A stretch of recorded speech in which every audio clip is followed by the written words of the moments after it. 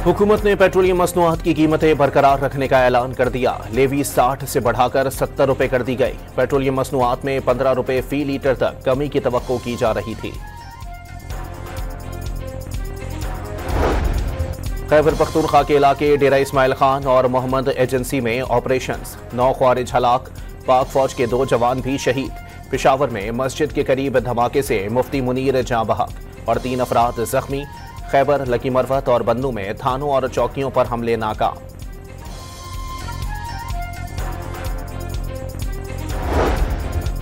कोयटा के मुख्तलिफ इलाकों में यके बाद दीगरे धमाके, 1 ATF एहलकार जाँ बहक, 6 जख्मी। खुजदार में दहशतगर्दों ने कंस्ट्रक्शन कंपनी की गाड़ियां जला दी।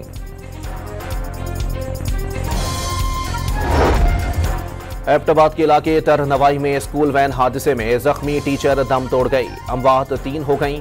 वैन खाई में गिरने से 2 बच्चियां जाँ बहक हो गई थीं। हरिपुर के इलाके खानपुर में 14 साला लड़की की फंदा लगी लाश मिली। पुलिस ने तहकीकात शुरू कर दी।